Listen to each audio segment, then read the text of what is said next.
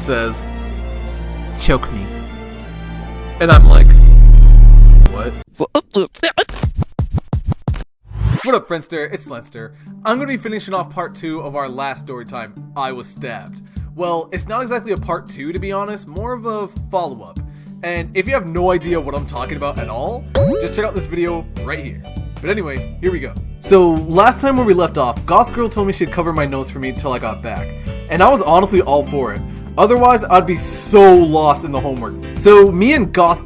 you know what? I'm just gonna start calling her Aerith, since that was our online alias anyway. So, me and Aerith, we would text back and forth. Now, it wasn't too crazy at first, but over time, we started to bond over random things. And the second she mentioned anime and video games, bruh, that was all it took for me to be like, oh my god, girlfriend, tell me more. And so, my 7-day suspension was finally over. And I was now allowed back in the Stonewall dungeon known as school. First day back, I dab up my boys, catch up on things I missed around campus, you know, the general type stuff. I saw Julian, but he was definitely not trying to catch any smoke after our last encounter. Then I feel a slight tap on my shoulder. I turn around, and there's Aerith. Now, I never told the guys that me and Aerith were cool. I mean, heck, none of them were even in my literacy class. And no, I wasn't embarrassed to be seen with Aerith, trust me. Get that vibe out of your head, she was pretty hella cool. She says hey, I say what's good. She then hands me my homework, and I thank her for being a lifesaver. So, a couple of weeks go by, and at this point, Aerith has officially become the closest girl I'm with at school. We walk home together because we live in the same general area, and we just hang out a lot. But man, if only I seen some of those warning signs. I'm telling you, bruh, that girl is bad news. There's a reason why she's always by herself. What? Nah, man, she told me what happened with her friends and why they stopped talking to her. Trust me, she's pretty cool. Alright, but if she places a curse on you and you come back looking like a frog, don't say I didn't warn you. Suddenly, Aerith appears behind me again. I don't know, she just has a weird way of doing that. She asks me to walk her to class, and I say sure, but while on our way there, she just turns around and says, let's skip it. What? Yeah, let's skip it and just head back to my place and watch Naruto.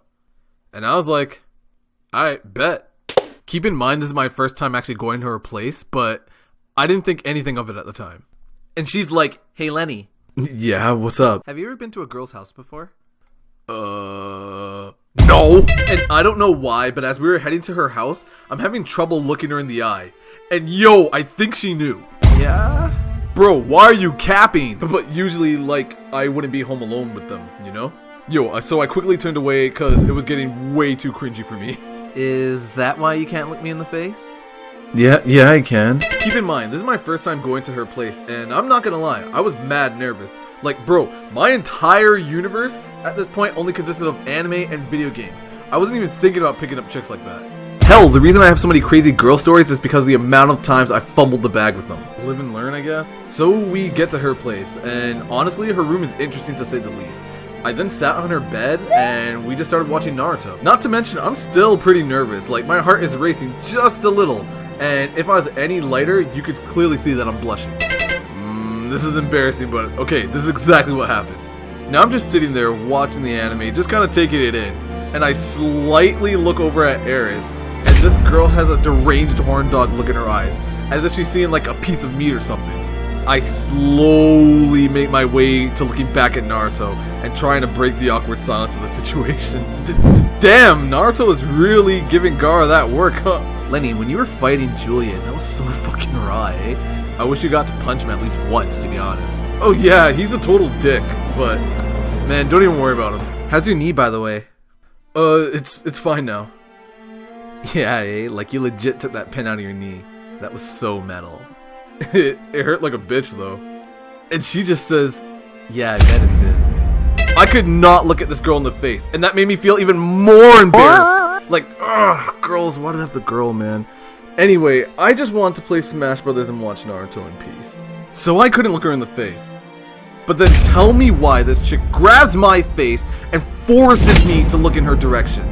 Holy shit.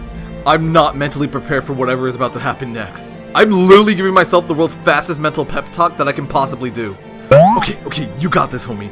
Just look at her face and tell her to chill. Just be assertive. Oh no, she's so freaking hot. Okay, just look down. Okay, so don't look down. Aerith, wait, hang on. My dude, I was a complete mess. I legit did not have a damn clue what I was doing. Again, Husky anime fanboy scoring with a big titty goth chick. Like, what? I don't even think that happens in real life. Okay, so Aerith then says, choke me. And I'm like, what? Or just pull my hair. Okay. I reach for her hair and I give it a slight tug. God! Okay, bro, this is, like I said, this is beyond embarrassing, but to give you a proper context, after that, nothing really happened. We just chilled and watched 3 more episodes of Naruto, and I was getting ready to leave. And as I was about to head out, her dad came home. Big lumberjack looking dude. And I was like, hi, I'm Aerith's friend. And he's like, oh yeah? You who she talks to in her room by herself? I guess so. God, you kids are so fucking weird. Just go outside and hang out. Don't do it behind screens. Not even lying to you, that's exactly how he said it. I'll keep that in mind. So I turn around and I say bye to Aerith and her dad. Bro, and to this day, I still remember this scene. I'm never gonna forget it. I turn around to say bye to Aerith, and she hits me with one of these, and I'm like, whoa, yo, your dad's right there! But I didn't say anything. My dude, trust me, when I tell you my experience with goth, raver, and weeb girls gets insane, it legit does.